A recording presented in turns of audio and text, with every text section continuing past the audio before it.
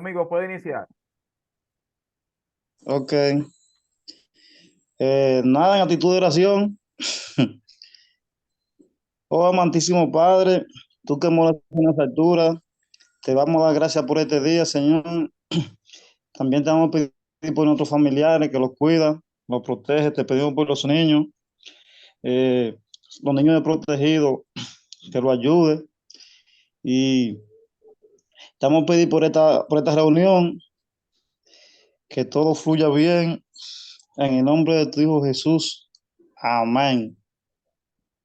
Amén. Amén. Gracias, Señor. Gracias por esa tan linda oración.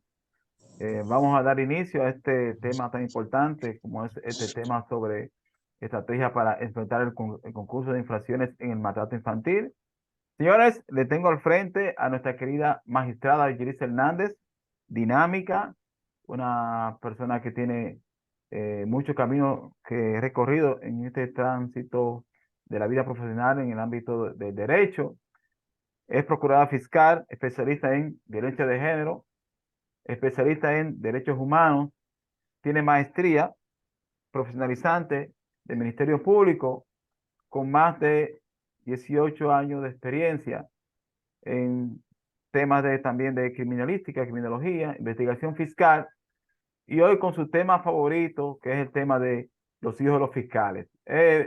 Magistrada. Así Bien, es, así ella, es. quien le habla, el profesor José Ramón Ramírez Sánchez, el CEO del Grupo Educa Juris. Esto es una cortesía del Grupo Dominicano de Capacitación Jurídica Empresarial, Grupo Educa Juris, toda la abogacía nacional y todo el que le interese temas de derecho. Aquí no hay límites. Muchas gracias, señores, por estar con nosotros. Me gustaría, por favor, que ahora mismo pongan sus nombres, todos, para saber que usted participó, su nombre, su apellido, su teléfono y correo electrónico, aquí en el chat de Zoom. Por favor, inmediatamente iniciamos con eso, porque esa es la forma de cómo vemos que usted participó. Es decir, que si no lo ponen, vamos a saber que usted participó en el curso. Señores, gracias por todo. Magistrada, que tengo su muchacho y van a seguir entrando más personas, así que dele para allá. Y buenas noches a todos y a todas. Un placer para mí esta noche conversar con ustedes. Como bien decía José Ramón, este es un tema que es una fracción de un tema que ya nosotros trabajamos desde Educajuris, que es el abuso infantil seguido de muerte. Esta es una readaptación de ese tema, enfocado más al aspecto de teórico y desarrollo de la misma investigación. Cuando nosotros hablamos de las estrategias para enfrentar el concurso de infracciones en el maltrato infantil, debemos de observar varios aspectos. Antes que nada, vamos a ir trabajando, conversando sobre lo que dentro del maltrato infantil, en qué contexto lo encontramos. Pero además del contexto social, familiar, vamos también a conversar sobre los aspectos del marco legal, marco jurídico, que es el que contempla el maltrato infantil, abuso infantil en sus diferentes manifestaciones. Esta es una cifra que en ocasiones la vemos y la dejamos pasar, o no consideramos que sea una cifra real, o creemos que puede ser, inclusive puede estar, como yo puedo pensar, yo pienso, que hay una cifra oculta, que el número es mayor, vinculado a la cantidad, del porcentaje de niños que ha sido víctima de violencia física o psicológica. Es de un 63% acá en República Dominicana. Yo considero que la cifra es aún mayor debido a que hay mucha información que se pierde por temas de errores al momento de realizar el cuestionario, eh, cuando quizás el adolescente no quiere dar la información total de las veces que ha sido víctima, por temor inclusive hacia las personas que son los que infieren la violencia, porque en el punto del maltrato infantil, la mayoría de los casos podemos hablar de más de un 80-85% del maltrato infantil proviene de la familia, proviene de padres, proviene de madres, proviene de abuelos y cualquier otra persona que se encuentre dentro del círculo familiar, por lo que se circunscribe a lo que dentro de los tipos penales podemos mencionar que tienen nuestro marco jurídico, que es violencia intrafamiliar. Por eso lo vamos a dejar para profundizar un poquito más. Y otro punto que también encontramos es que en ocasiones nosotros como adultos desconocemos o validamos el castigo como una forma de corrección, una forma de imposición de educación a través de la violencia, del ejercicio de la violencia, sin que nosotros nos percatemos que ciertamente estamos replicando conductas violentas que en vez de ayudar o mejorar, desmejoran,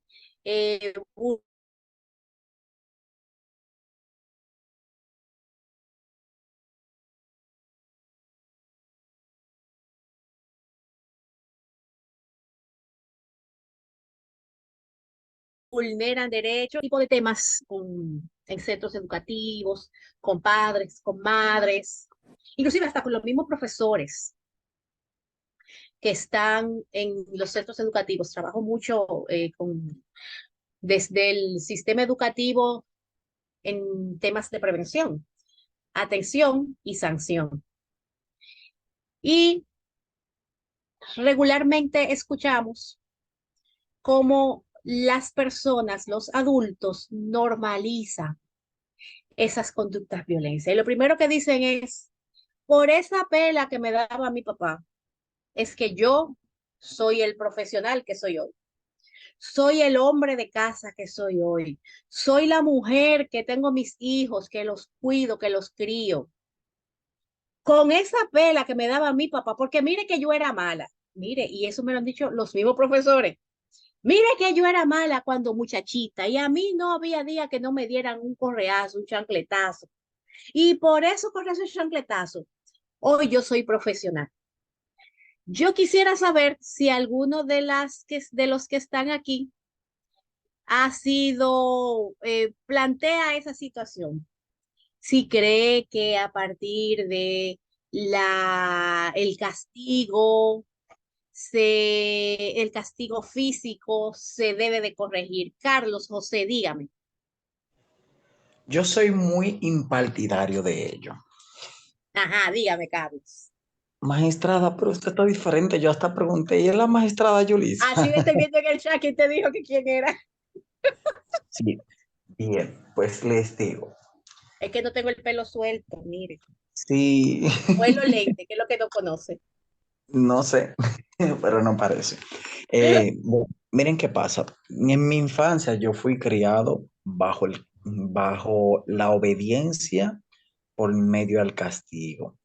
Sin embargo, yo tengo una sola niña y tengo varias sobrinas. Yo he notado que la madre de mi niña pudiese hablarle duro, de todas las maneras, y la niña no obedece. Yo la miro simple y llanamente y me viene y me dice, ya papi, yo dejé eso. Pero también he podido notar esa misma conducta con mis sobrinas. Mis sobrinas, yo no tengo sobrinos varones todavía. Yo las miro y ellas dejan de hacer lo que estaban haciendo para hacer lo correcto.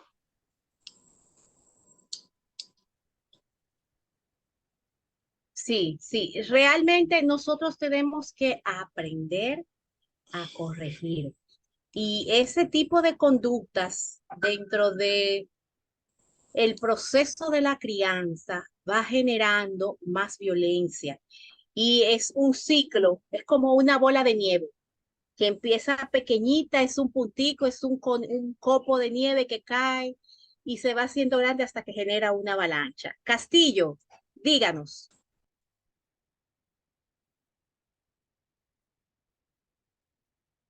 Castillo.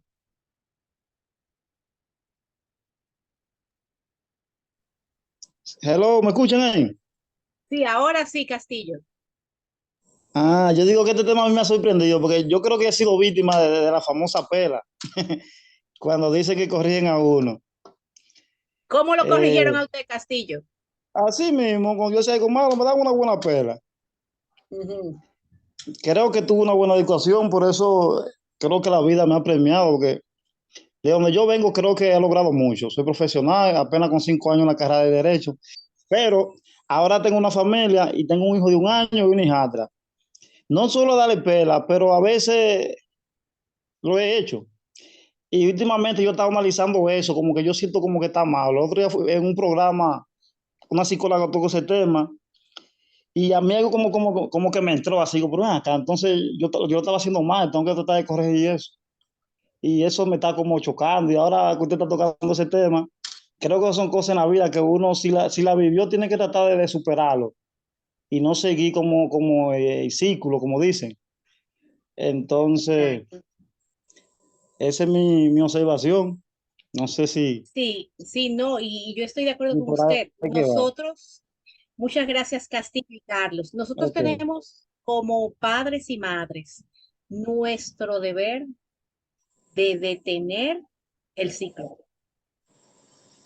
Eso no está directamente un poquito vinculado, tiene que ver, porque nosotros somos entes sociales, pero de nosotros está romper el círculo.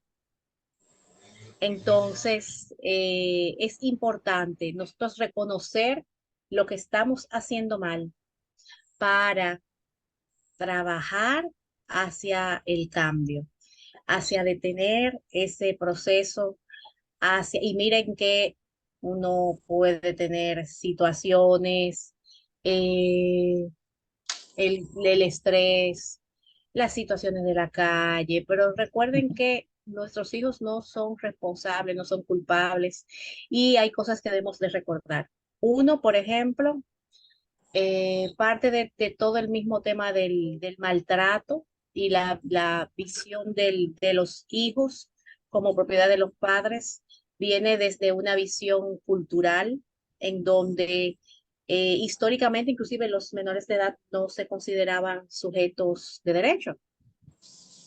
Y eso poco a poco con los diferentes procesos históricos que hemos tenido y las revoluciones de derechos humanos, se ha considerado, se les está considerando como, se empezó a considerarlos como sujetos de derecho. A partir de este cambio, se generó una visión de protección especial por su misma situación. Esa protección especial es lo que nosotros desde la Convención de los Derechos del Niño, desde la misma ley 2497, la Constitución Dominicana que también establece que hay que protegerlos y la ley 136, se establecen pautas para ese tipo de protección. Entonces, de nosotros depende, por un lado, poner el freno, aprender a corregir, establecer ciertos controles, ciertos parámetros. Inclusive actualmente hay hasta libros que le enseñan a ustedes a corregir. Y es bueno que nosotros sepamos porque esos padres que dicen, esos adultos, por esa pela que a mí me dieron cuando yo era pequeño, es que soy el profesional que soy hoy y yo no tengo ningún tipo de problema. Yo soy un profesional activo, yo soy una persona que aporto, pero sin embargo, cuando usted observa, esa es una persona que puede ser que tenga un desapego familiar, que sea una persona irascible, que tenga, o sea, puede tener infinidad de situaciones que vienen generadas a partir de esa forma de crianza. Y no es simplemente hablar de que, porque nos quejamos mucho, que la sociedad, que estos adolescentes o estos menores tienen diferentes situaciones, que la sociedad va a estar todos los días en un proceso mayor de deterioro, pero sin embargo, ¿qué nosotros como padres estamos entregando a la sociedad? ¿Qué estamos haciendo por la sociedad? Entonces, continuando con lo que tenemos aquí en la presentación, dentro del contexto debemos de señalar que el maltrato infantil es un problema complejo que afecta a niños en todo el mundo. No es solamente que estamos hablando de violencia hacia la infancia acá en República Dominicana, sino que es parte de la misma estructura en la cual nuestras sociedades se encuentran desarrolladas. Y es esa visión del adultocentrismo, donde el adulto es el que tiene el control de todo lo que acontece con el menor de edad. La visión de el enfoque de que ese menor de edad puede ser controlado o debe de ser controlado, debe de ser restringido, debemos de criarlo, debemos de llevarlo y moldearlo a nuestra imagen y semejanza. Todas esas son situaciones que, según la forma en que lo hagamos, pueden ir generando maltrato.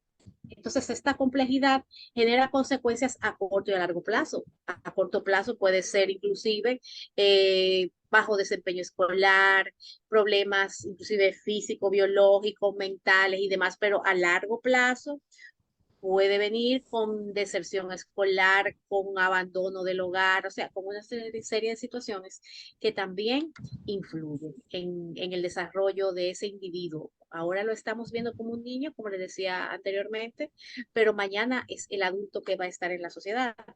Entonces, vamos a seguir hablando acá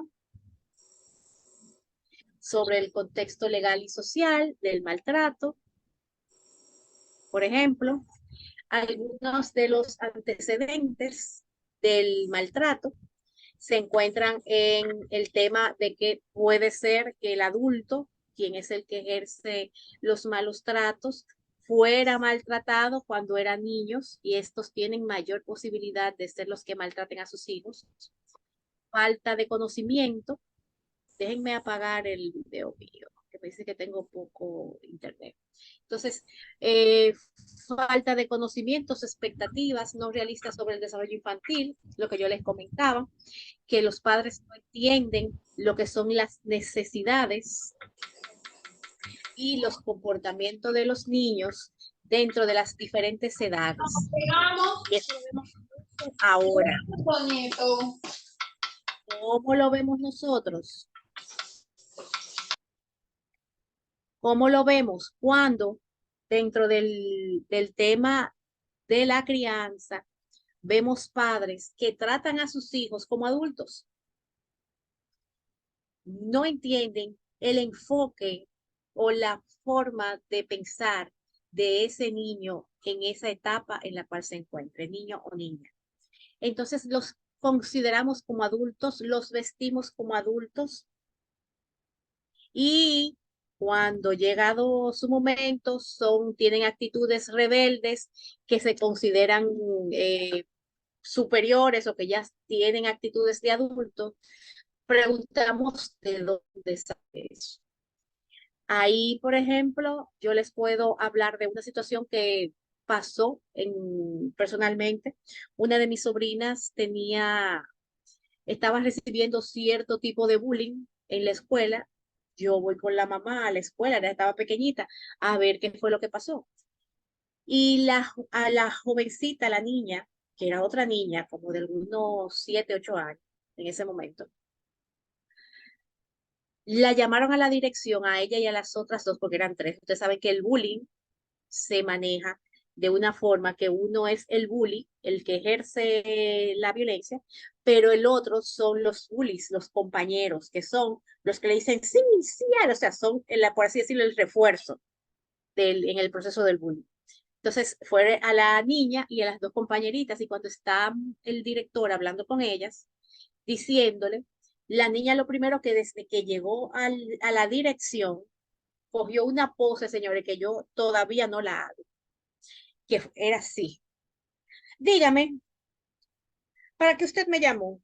O sea, yo me quedé así, yo dije, pero esto no es una niña, es una adulta. Estamos frente a una adulta. Y dijo palabras, tomó actitudes que eran de adulto, no de una niña. Cuando la niña se fue, el director me dijo, mire, ya no encontramos qué hacer.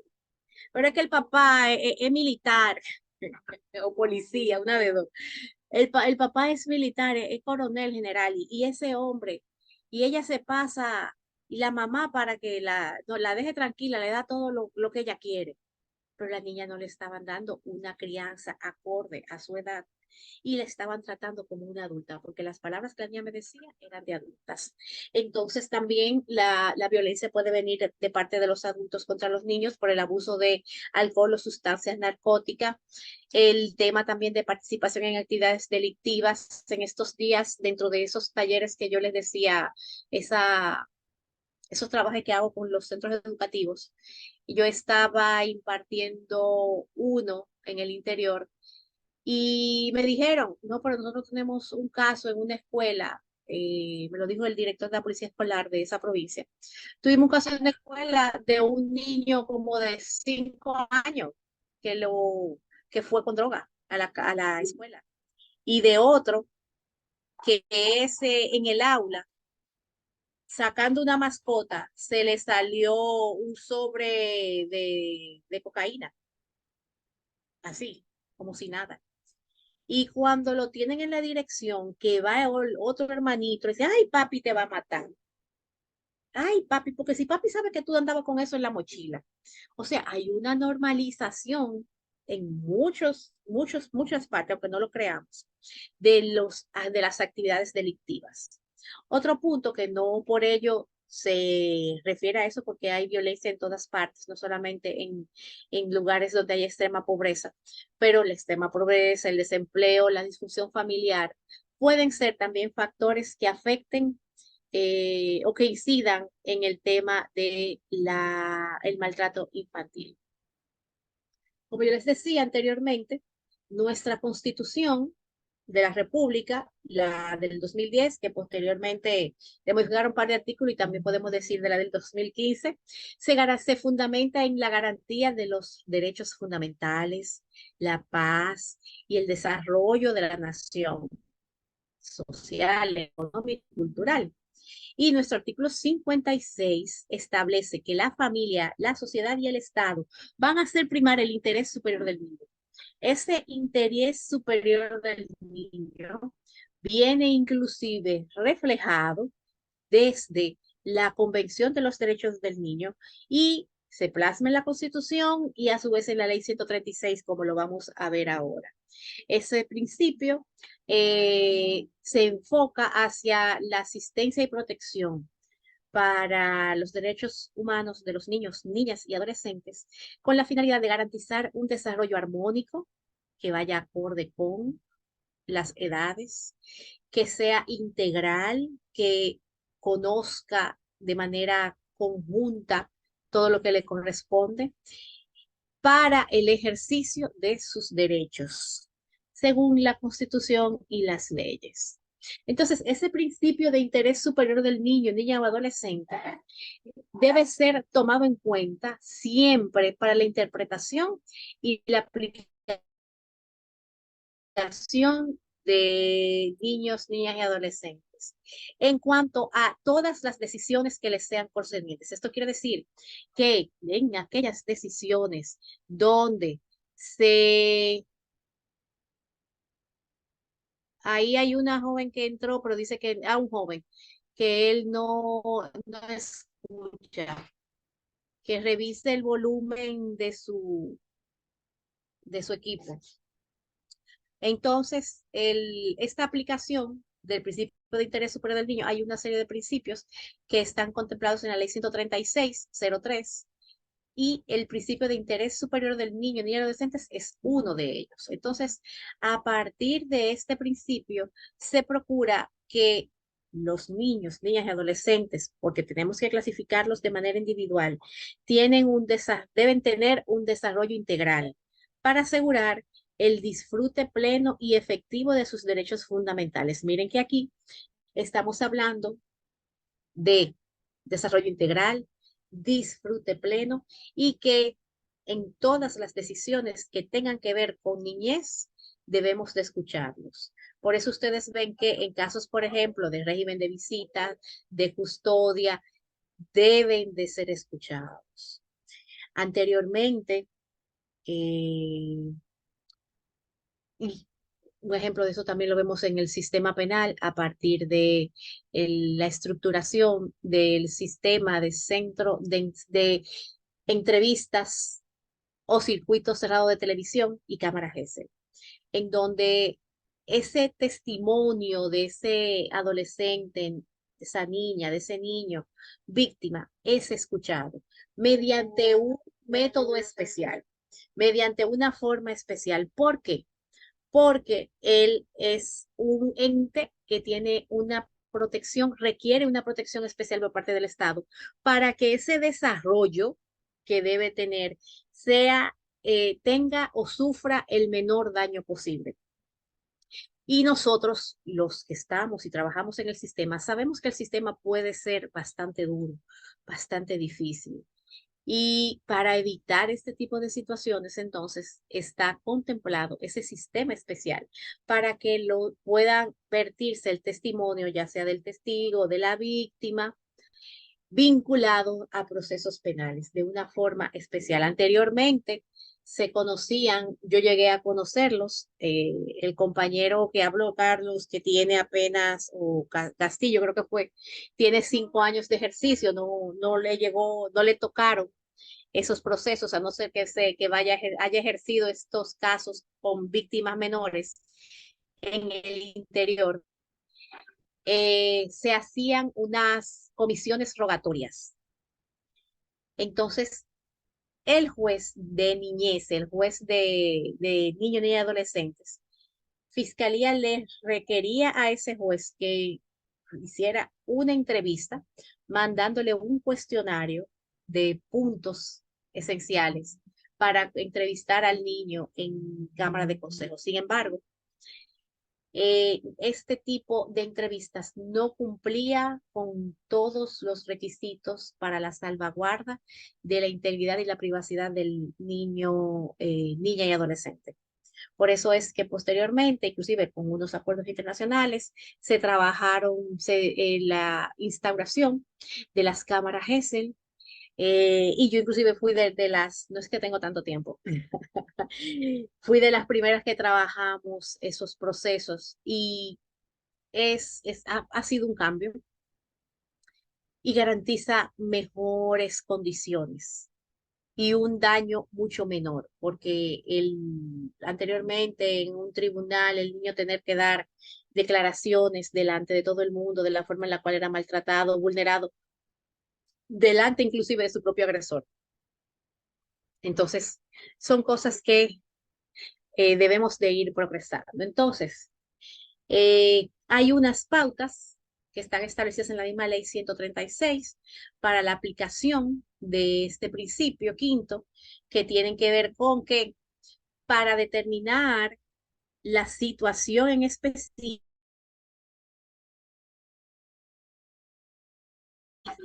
de evento, se debe tomar en cuenta la opinión del niño, niña y adolescente. Por otro lado, que exista un equilibrio entre los derechos y garantías del niño, niña y adolescente y las exigencias del bien común. O sea, hay que hacer una ponderación. La condición específica de niños, niñas y adolescentes como personas en desarrollo, la indivisibilidad de los derechos humanos y por lo tanto la necesidad de equilibrio. Los derechos humanos no son ilimitados. Uno con el otro se contraponen. Y en este caso, esos son unos principios especializados que requieren que sean valorados por encima, por esa cuota de protección específica deben de ser valorados por encima de lo que ya tenemos. Entonces, además, se urge la necesidad de priorizar los derechos de los niños y niñas frente a los derechos de la población adulta. Me tenía la mano levantada Carlos, creo. Carlos José. Sí, una pregunta. Se dan unos casos. Por ejemplo, ahí está el principio del interés superior del niño, ¿verdad?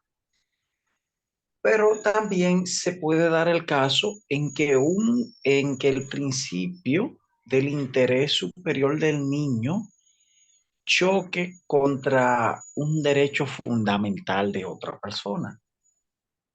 ¿Qué pasaría en ese caso? Y la otra pregunta es, en el caso de que continúa el mismo interés superior del niño, pero el niño sea un niño emancipado, ¿qué pasaría entonces también en ese otro caso?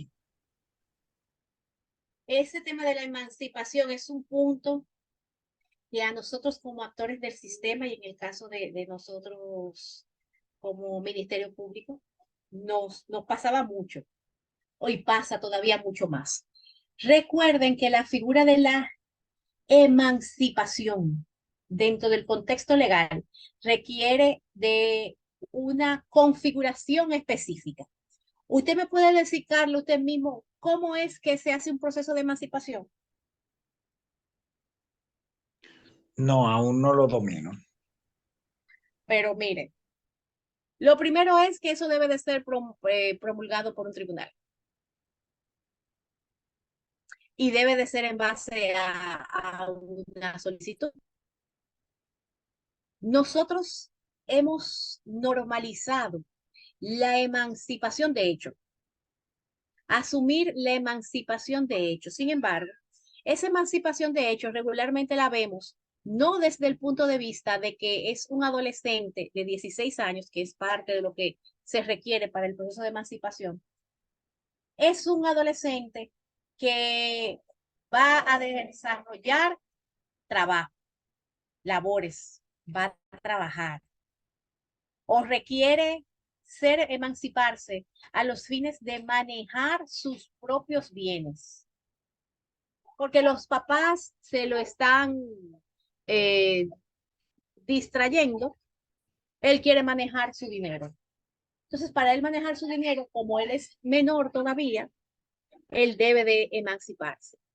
Y les doy el siguiente ejemplo. Yo conocí un caso de un joven en pandemia que dice él, miren, yo soy pelotero firmado, pero con la pandemia me mandaron para mi casa cuando iba a empezar. Estábamos trancados.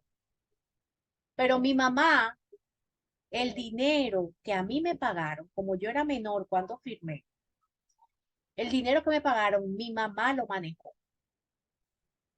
Ella me dio alguito para yo hacer parte de cosas, pero ella se quedó con todo el dinero. Parte de lo que hizo fue que compró una casa, pero la casa ella no la compró a nombre mío, la compró a nombre de ella. Y de repente la mujer se ha aparecido con un marido.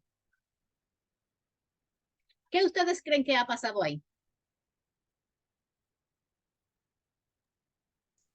Una violación del derecho del niño. Era su dinero, pero la mamá, oye, tú lo malbatas, como dice regularmente. La señora, dentro de las cosas que hizo con el dinero, compró una casa, una mansión grandísima, señor, en Los Frailes, en un hoyo de Los Frailes, que costó no sé cuántos millones. En vez de ese dinero, ponerlo en una cuenta. O sea, no tuvo, no tuvo control de forma en la cual invirtió el dinero. Y al final el muchacho no tenía ni un peso. Y él fue a la fiscalía para que la mamá le devolviera por lo menos parte de los cuartos, parte del dinero, porque él no tenía dinero. Y lo habían parado. Y él dijo, yo lo que me queda, yo quiero poner un negocito, porque mi mamá me cogió todo el dinero. Y yo quiero poner un negocio. y salir de abajo del brazo de ella porque me consumió todo. Entonces, ahí yo tengo varias situaciones. Por ejemplo, ese joven no encontró que quizás lo asesorara, no encontró una guía, se confió de su madre y la madre fue la que al final de cuentas le hizo el daño. Pero por igual nos encontramos con casos en donde el menor de edad, el niño o adolescente, tiene esa protección especial y tenemos un derecho de un adulto. Recuerden que también el menor de edad tiene derechos, pero ¿qué es lo que dice la ley? Tú tienes que valorar, tienes que ponderar cuál de los derechos tiene cierta prioridad. Porque no es que uno tiene más importancia que otro, sino que por el tema del desarrollo, porque es algo que tiene que ver con su desarrollo, tú lo tienes que priorizar. El ejemplo, los testimonios. ¿Cuál es el proceso establecido en la norma para la realización de los testimonios? ¿Quién me comenta? ¿Qué dice el código y qué dice la resolución de la Suprema Corte de Justicia? ¿Qué dicen las resoluciones?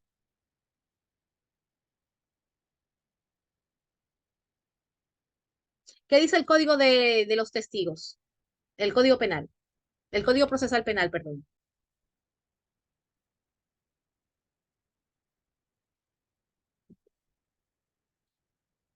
Señores, ustedes están mudos. ¿No recuerdan qué dice el código? ¿No recuerdan lo que dice el código procesal penal? Nos agarró a mano pelada.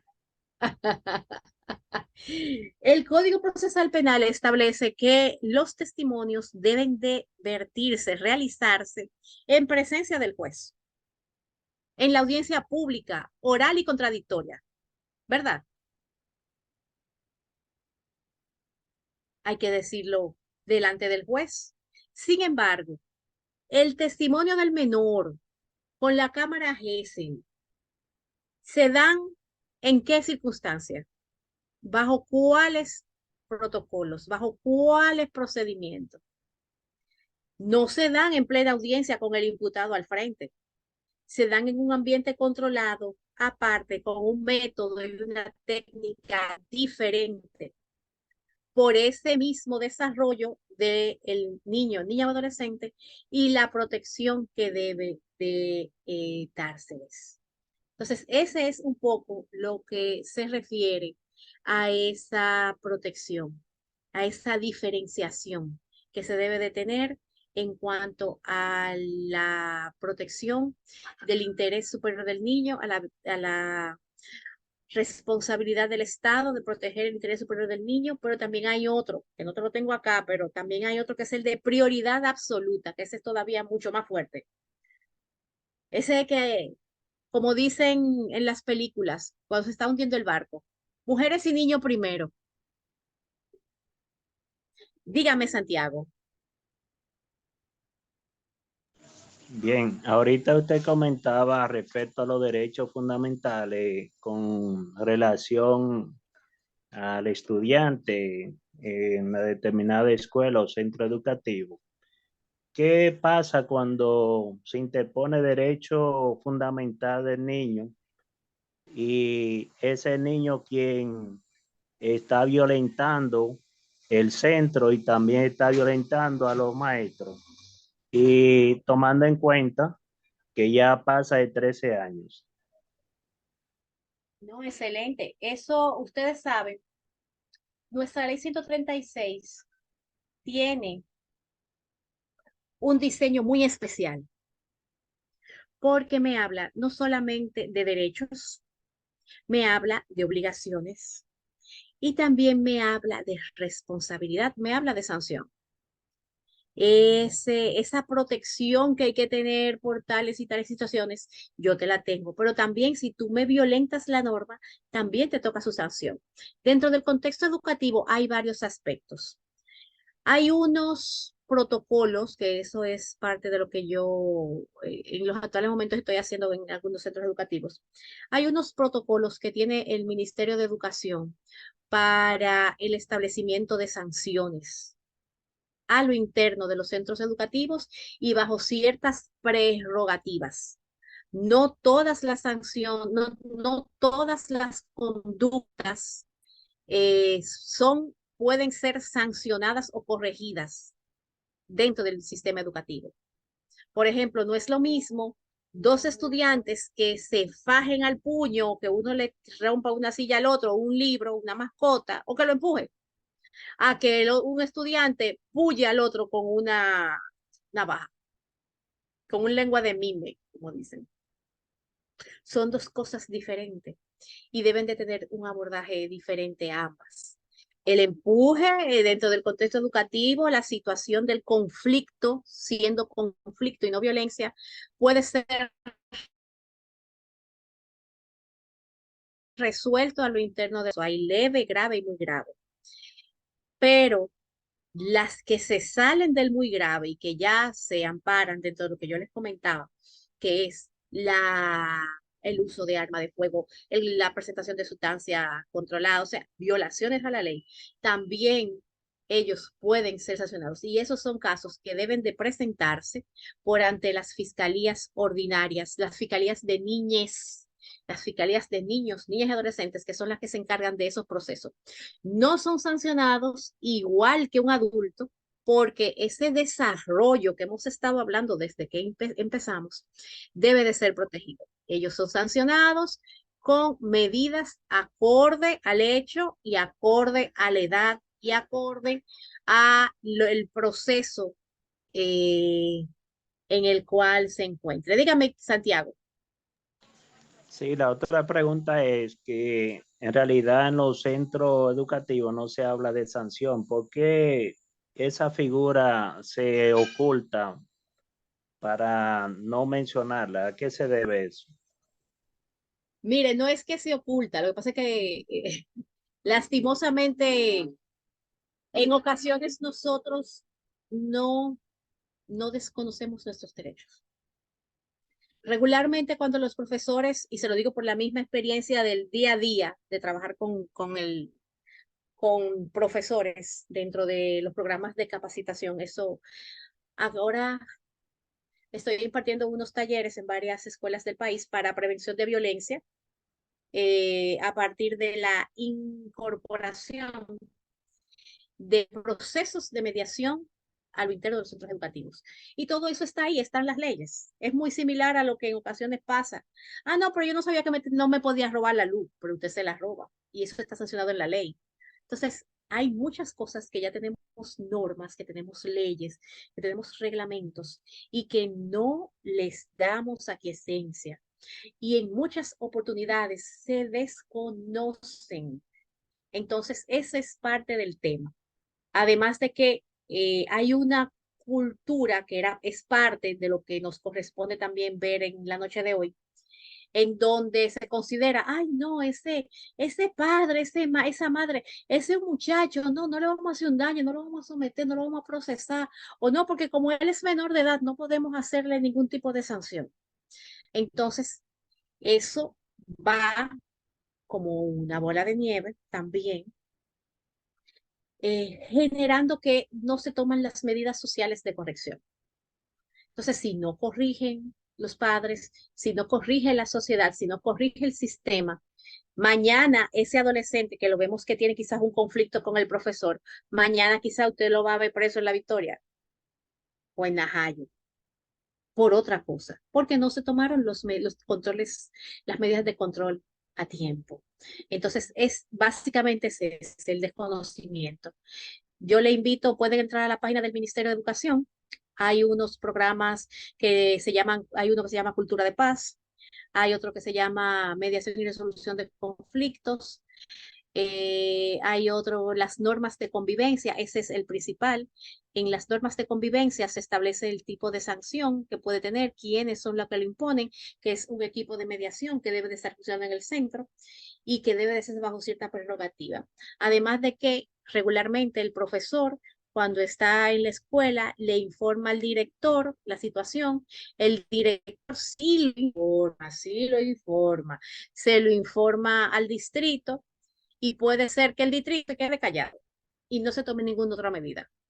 Pero si el distrito, por el insisor o por la situación, llega a la regional, en la regional tampoco hacen nada. Y se queda el problema envuelto entre las sábanas y no se hace una solución. Además de que esas son cosas que no son competencia del centro educativo, a no ser que sea, recuerden que tenemos diferentes tipos de sanciones. Por ejemplo, en esto acá, que se vincula al tema de la denuncia del abuso, la obligación de denunciar el abuso en contra de los niños, niñas y adolescentes. Lo que vemos en rojo, primero hay una obligación de denunciarla sobre los funcionarios, área de salud, pedagogía, psicología, trabajo social. Tienen una obligación de denunciar todo lo que está en morado. Pero el que está en rojo dice que si esas personas que tienen esa obligación no lo hacen, pueden ser sancionados también. Si un director sabe que hay un adolescente que su padre usa sexualmente y comete incesto con ella, pero lo calla o agarra al padre, como nos ha pasado, y le dice, mire, pero su hija sabía que usted la violaba. Ese papá nunca vuelve a la escuela. Ustedes saben, ¿verdad? Y se va con la muchacha. Y hasta se muda. Entonces, son situaciones y hay que conocer. El conocimiento es poder. Entonces, ese profesor, ese director, ese funcionario que no hace la denuncia puede ser sancionado civil. Pues se le puede decir, mire, usted no me está cumpliendo. Mi hija fue víctima de tal y tal y tal cosa. Usted tiene una responsabilidad porque mientras ese menor de edad está en ese centro educativo, es responsabilidad de esa escuela y de ese tutor, de esos tutores que son el director y el profesor. Pero además de eso, penal porque esas personas que tienen esa obligación de denunciar, pueden a su vez ser consideradas inclusive hasta cómplices o coautores, dependiendo del tipo de acción. Y también administrativa, puede ser administrativa y disciplinaria, pueden ser despedidos, pueden ser sancionados disciplinariamente por la institución, por el Ministerio de Educación, para que vean cómo las cosas van ensanchándose. Pero regularmente tenemos una visión de, ay no, pobre papá, y esto no se le puede, no vamos a someter a ese papá porque es que ese muchacho es muy malo. Y él le da esa pela, pero es porque el muchacho es malo y se le va a dar para cañar y para que lo mate allá, mejor lo mata a él. Así me dijo un día un padre. Mire, para que me lo maten por la calle, lo mato yo primero. El niño con unas lesiones físicas, con una correa de curable como en 21 días. Lo mató a golpe, señores. Y esa no es forma de corregir. Entonces, esa es un poquito la situación. Aquí tenemos lo que tiene que ver la ley 136 con el artículo 396 del abuso físico, psicológico y sexual, que yo estoy dando un pequeño sondeo rápido de esos articulados para irnos profundo ahora brevemente a lo que tiene que ver el concurso de delitos. Y lo que tiene que ver con, déjenme cerrar, espérense, porque tengo varias abiertas, entonces me están consumiendo los recursos del equipo.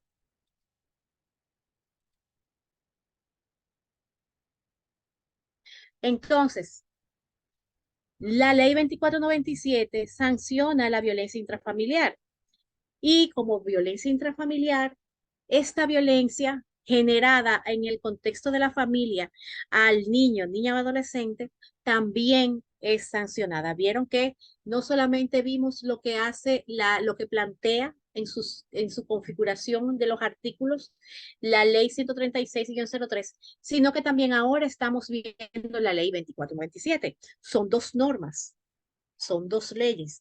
Cada una contempla parte de lo que puede considerarse maltrato infantil.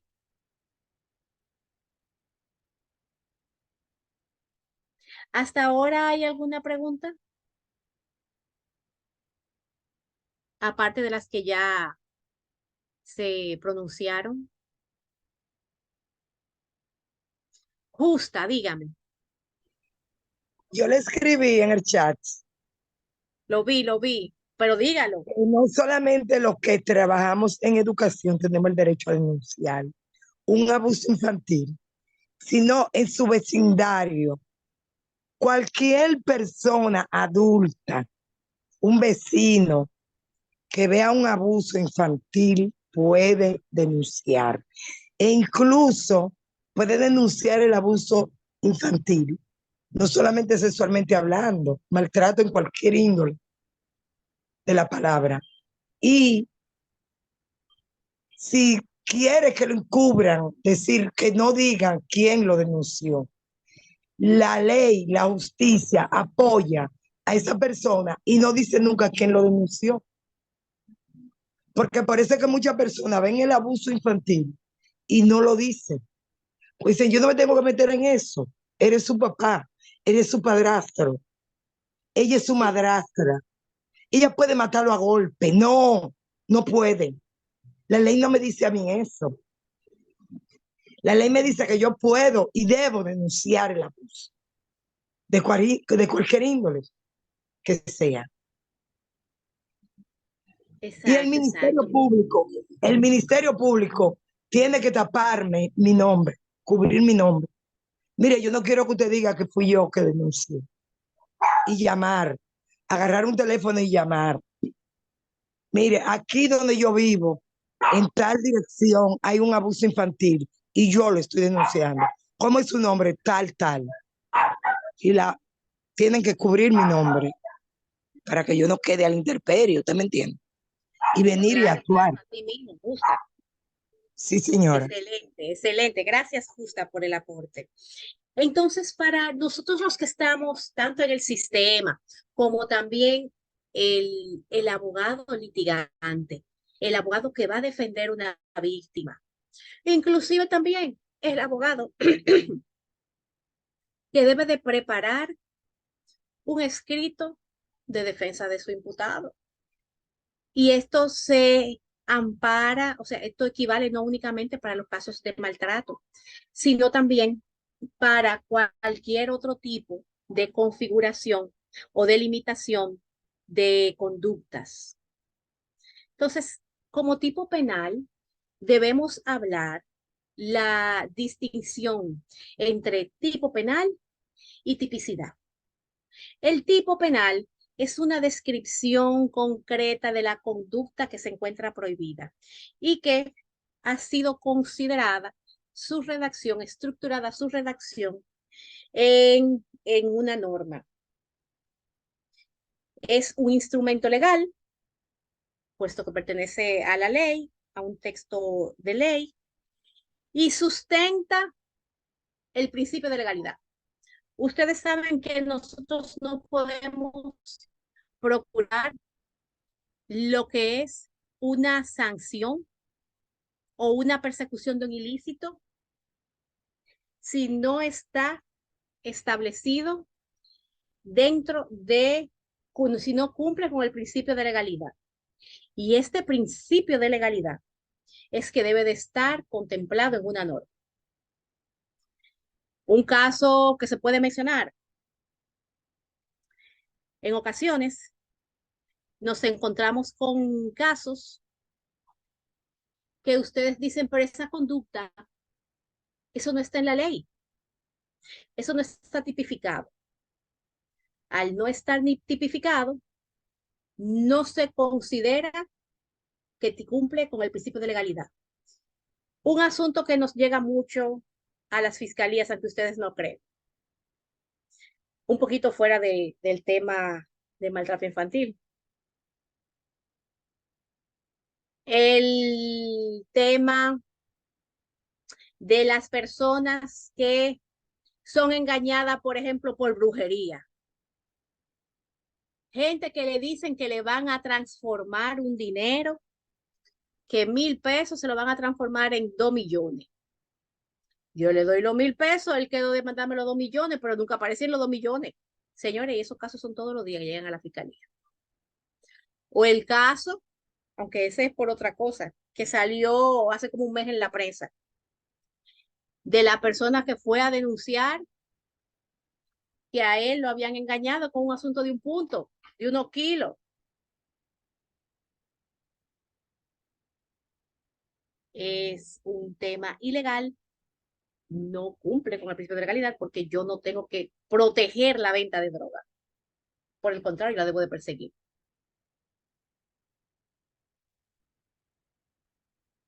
La tipicidad es el resultado ya realizado de esa verificación que hacemos sobre si la acción o la conducta que cometió la persona coincide con lo que me dice el legislador.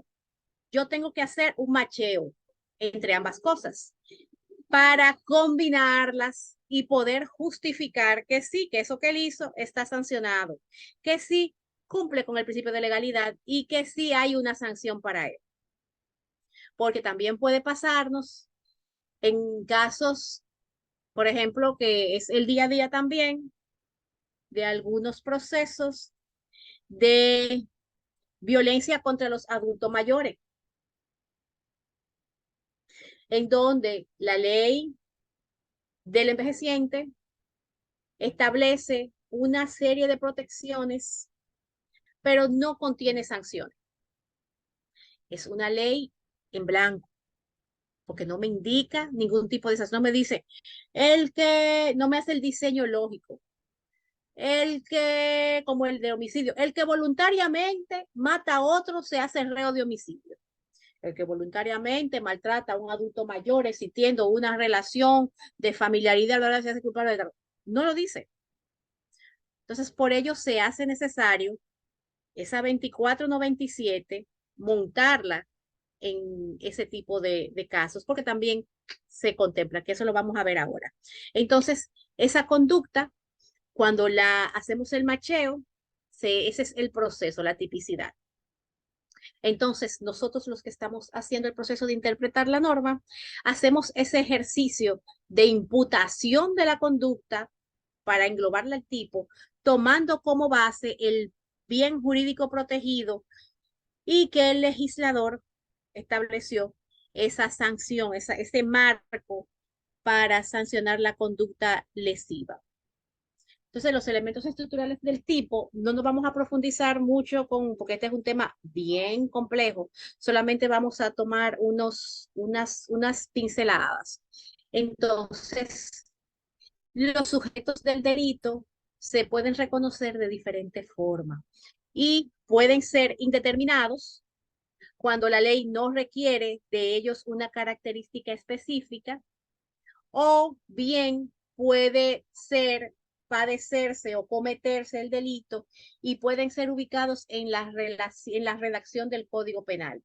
Entonces, miren, por ejemplo, lo que yo les comentaba hace un momentico, el que voluntariamente mata a otro se hace reo de homicidio. Mírenlo acá, el pronombre el que, aquel que robe, yo que quien, el que de manera, déjame ver si recuerdo cómo dice el artículo, el que de manera fraudulenta sustrae una cosa se hace pasible de reo de robo, una cosa así, no recuerdo bien cómo que dice.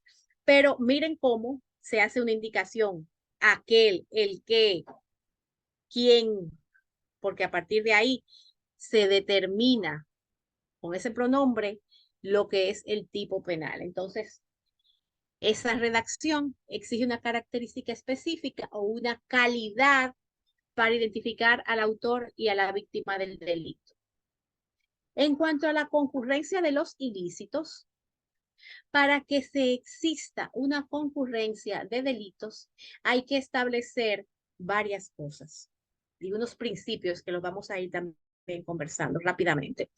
Esa concurrencia refiere de manera directa a la acumulación de varias conductas punibles que se cometen con la finalidad de realizar un único hecho ilícito. Esta situación se produce cuando un mismo sujeto comete dos o más infracciones penales, ya sea simultáneamente o en cierto espacio temporal. Esta concurrencia de ilícitos puede ser de diferente forma. Una es el concurso ideal, que es la que se produce en donde una sola acción genera múltiples delitos. Ese es el ejemplo clásico que nos dan en las universidades de una persona que con una bala dispara con la intención de herir a una, pero al herir una hiere 5 personas también que estaban, por ejemplo, en una fila.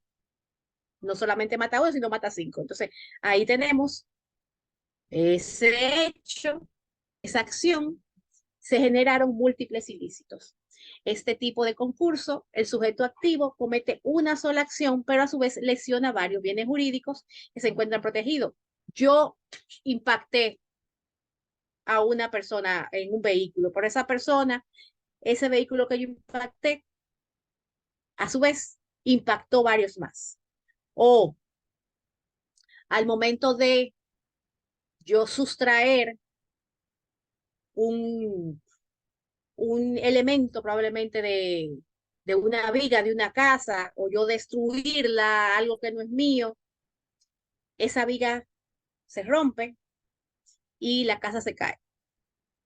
Entonces ahí, además de caerse la casa, habían unas vidas, habían unos bienes que también pueden ser lesionados. Entonces, a partir de esto, miren el ejemplo que tienen acá. Si una persona roba un coche, y en el mismo acto también sustrae objetos de valor que se encontraban en el vehículo, hay un concurso ideal de delitos. Ahí mismo agregamos que además del vehículo, que eso ha pasado, que lo hemos visto en la prensa, además del vehículo, por ejemplo, en el vehículo se encontraba una niña o un niño esperando a su papá. También se le anexa, aparte de que robó los objetos de valor, que robó el vehículo, también se agrega la sustracción del menor de edad. Mientras que el concurso real se produce si una misma persona comete múltiples delitos separados en un periodo de tiempo. Esto quiere decir que se realizan varios actos que constituyen diferentes delitos y cada uno de ellos es una infracción penal independiente, con sus propios elementos y características legales.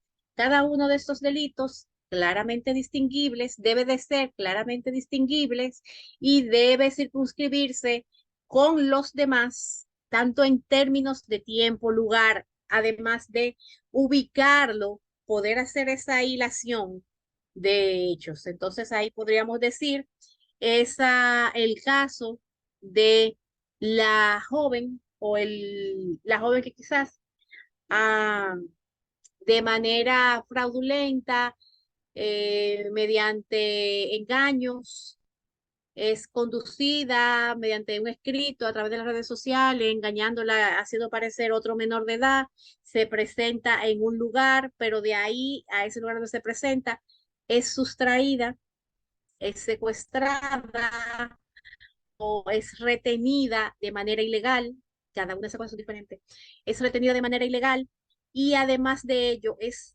trasladada para ser prostituida en un lugar nacional o internacional.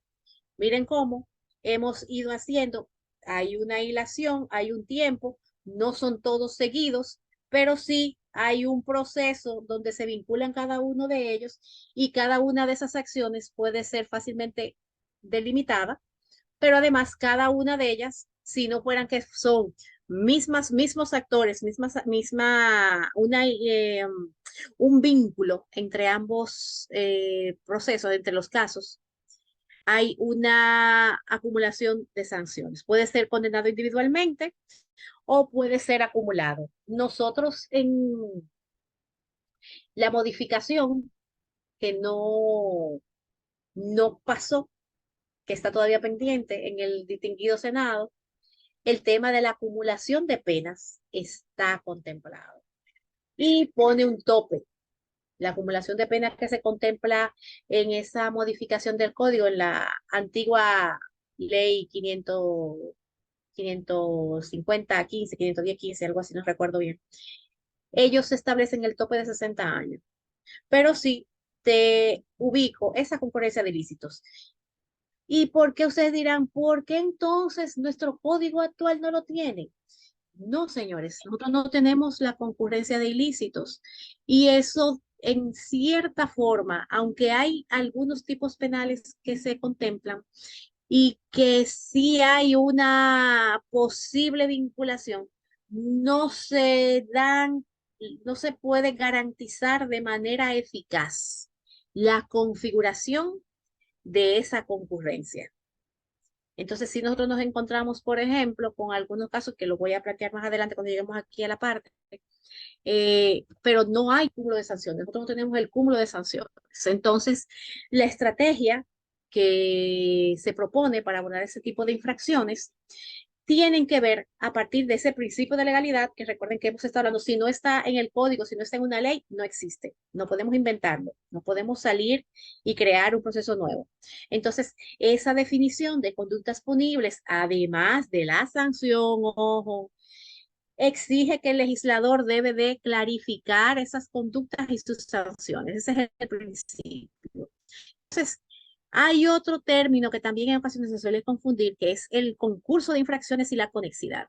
Cuando hablamos de concurso de infracciones es cuando una persona comete múltiples delitos separados en el tiempo, como ya dijimos, que cada delito es distinguible y cada infracción se castiga por separado. Entonces, cuando hablamos de conexidad, por el contrario, es unas reglas que están establecidas en donde se habla de una pluralidad delictiva que puede ser trabajada de manera unitaria, ya sea por tema de política criminal, de razones objetivas, subjetivas, causales y analógicas, perdón, y que determinan que este fenómeno puede ser enfocado hacia el enjuiciamiento de todas las conductas en un único proceso penal y delimitar además cuál va a ser la jurisdicción y el órgano jurisdiccional de manera objetiva y territorial. Por ejemplo, lo que yo les refería ahorita, que nos pasa mucho también en temas de menores de edad, de adolescentes, vinculadas principalmente al famoso traslado de menores, traslado de menores de edad, o la famosa seducción, en donde, por ejemplo, la joven la encuentran en la provincia de Santo Domingo y la trasladan hacia Santiago. Entonces, este proceso tiene que ver con ese vínculo entre la captación acá, trasladarla en las diferentes provincias, dejármela en Santiago, por en Santiago también, o me la está abusando sexualmente o me la está tratando. Entonces, eso es parte de la conexidad. En el caso del concurso de delitos, se pretende analizar lo que es la unidad de la acción. ¿Y por qué tenemos que analizar la unidad de la acción? Si por cada ilícito nos pretendemos presentar una medida de coerción diferente, señores, no vamos a terminar.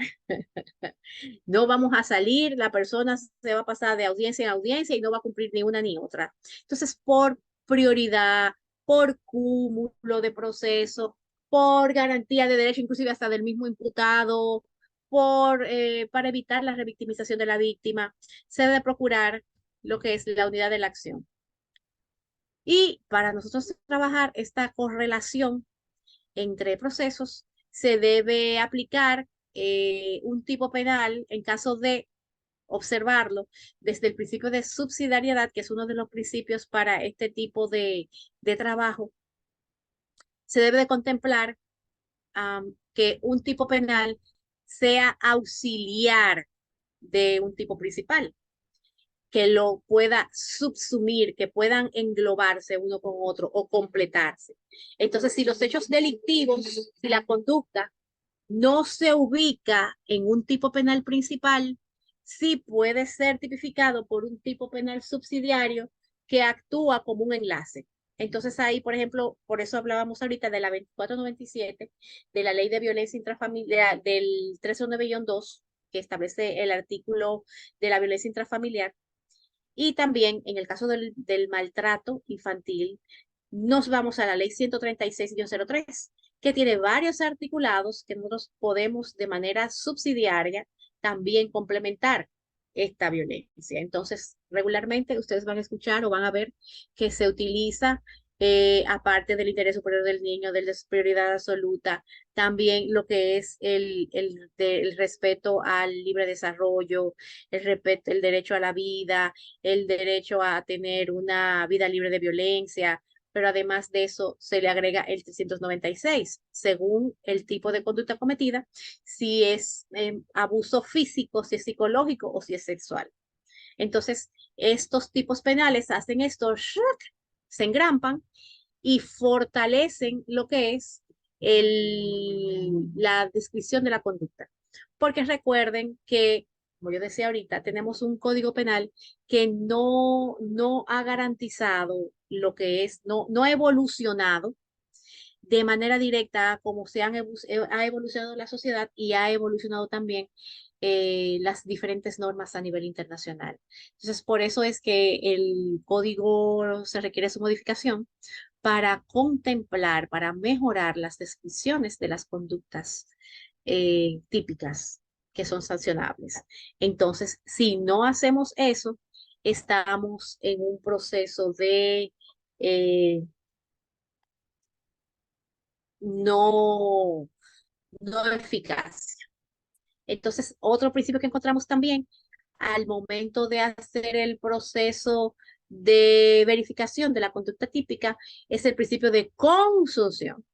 Entonces, este principio se aplica para absorber un tipo penal, absorbe, que es lo que regularmente hacemos, un tipo penal mayor, absorbe el menor, pero debe de haber una relación de concomitancia entre uno y otro. Entonces, en el caso de, por ejemplo, el homicidio, cuando se establece el tipo penal de homicidio, pero además de homicidio hubieron lesiones, ese mismo cuerpo, la misma persona que fue nuestra víctima, tiene lesiones físicas, vamos a decir, curable de 0 a 10 días, de 0 a 15. Yo no voy a establecer una acusación por las lesiones físicas si tengo un homicidio que es mucho más grave. Entonces, sí debo de hacer la descripción, no del tipo, pero sí decir que había lesiones con tales y tales y tales cosas. Y también ubicarlo dentro del tipo penal mayor.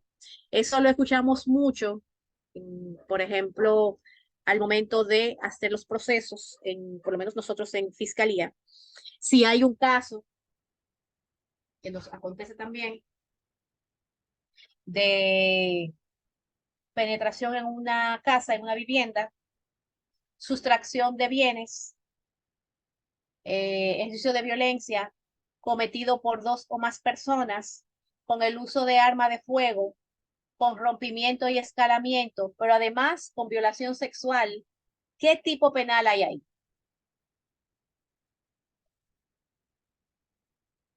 ¿Quién me dice, dentro de toda esa configuración que yo dije, qué tipo penal hay? Penetración con nocturnidad, con uso de arma de fuego, con más de dos personas, con amenaza, con violencia física, pero además de eso, con violación sexual.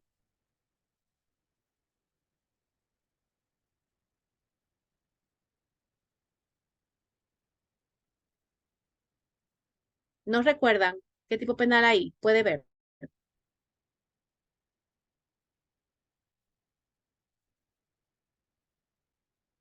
Regularmente, esos casos son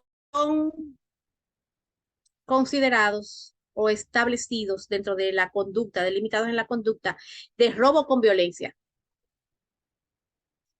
Y en ocasiones nos encontrábamos con casos que más allá de considerar el robo con violencia, decían no, porque lo mínimo que hay ahí es el robo. O lo mínimo que hay ahí es el rompimiento. Miren qué análisis lógico. Lo más chiquito que uno puede encontrar en ese proceso es la rotura y la penetración a la casa. Porque lo grande que hizo esa persona fue que violó a la víctima. Pero cuando hacemos el análisis de todo ese recorrido que hizo ese agresor, tenemos la violencia, tenemos el abuso sexual, tenemos la violencia física, el robo con violencia, y si hacemos un análisis de los tipos penales, ambos, tanto el tipo penal de abuso sexual, de violación sexual, si es lo que se cometió al final, como el tipo penal de robo con violencia, conllevan la misma pena a imponer. Ahora bien, el abuso, la violación, puede fácilmente engramparse en el robo con violencia. Porque inclusive, si yo no hablo de la violación, no puedo hablar que tengo robo con violencia. Tengo robo agravado, pero no robo con violencia. Porque para yo considerar el robo con violencia, tengo que hablar de la violación sexual. Entonces, miren cómo. Entonces, uno asume el otro. Y en el día a día encontramos siempre muchas discusiones en ese tenor porque el enfoque que cuando empecé como fiscal lo vi yo, pero eso no debería ser así. Vamos a ver, es que el tipo penal de mayor grado absorbe el de menor grado. Pero sin embargo, si hacemos solamente la abstracción de pensar que esa es una conducta de robo y no veo cada una de las agravantes, porque esas cositas son agravantes, que penetre de noche, que sean más de 2 personas, que sea con uso de arma de fuego, que sea además con violencia, son agravantes y agravan esa pena de ese robo. Ya ese no es un robo simple, es un robo agravado, es un robo con violencia, pero debo de verlo, debo de contemplarlo, porque si yo no hago esa delimitación, estoy generando una débil respuesta del Estado a ese tipo de ilícitos penales. Entonces hay que tratar de que esto se complete de manera general. Entonces, una acción puede implicar múltiples normas penales vulneradas, que era lo que yo les comentaba.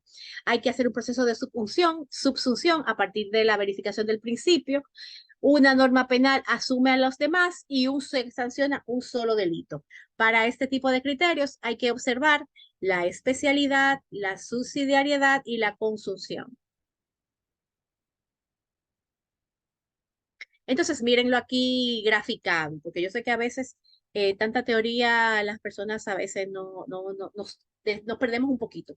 Entonces, a mí me gusta siempre el tema gráfico. Cuando hablamos de concurso de leyes, nos vemos, por ejemplo, con los principios, la especialidad, la subsidiariedad y la consunción. O sea, esto es lo que debemos de ver cuando, en el caso, por ejemplo, de la 2497 y la 136, hay concurso de leyes, hay similitud en lo que se sanciona. Entonces, cuando observamos el concurso de delitos, puede ser ideal o formal, puede ser real o material. En el ideal o formal nos encontramos que un solo hecho produce varios delitos, como vemos acá, esa ramificación. Y en el concurso de delitos real o material, una serie de hechos cometidos de manera constante, continua, que generan asimismo la misma cantidad de hechos, la misma cantidad de delitos. Entonces, por ejemplo, en el caso de maltrato infantil o como teníamos el título anterior, abuso infantil seguido de muerte, tenemos lo siguiente. Por ejemplo, ¿ustedes recuerdan este caso? ¿Quién recuerda este caso?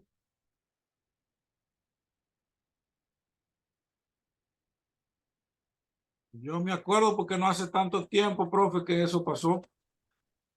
Claro, pero ahí fue una continuidad. Ahora, si yo únicamente me ubico en el asesinato, que fue lo que él cometió con la niña, o únicamente digo, porque la niña el cuerpo no apareció, o únicamente digo la desaparición.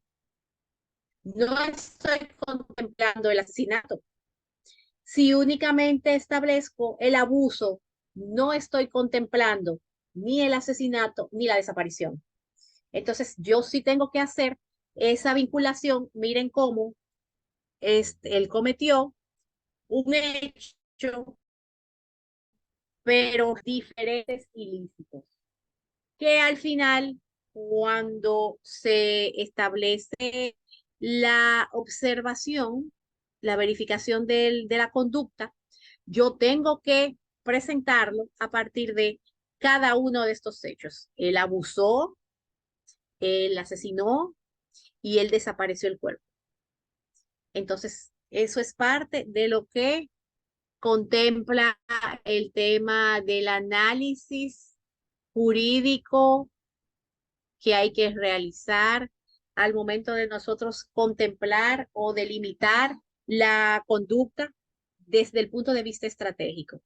Además de esto, por el mismo tema del tiempo, no les planteé, hay que observar que estos son casos que, así como yo les he ido conversando desde el inicio, hay que trabajarlos desde un punto de vista integral, con profesionales especializados en diferentes áreas de forma integral para que así se pueda identificar esas lesiones físicas, esas lesiones ginecológicas, ese abuso psicológico, que es lo que al final yo voy a presentar. Entonces, yo no puedo únicamente decir, bueno, hubo un maltrato, hubo violencia verbal, pero yo no estoy contemplando la violencia psicológica generada a partir de esa violencia verbal.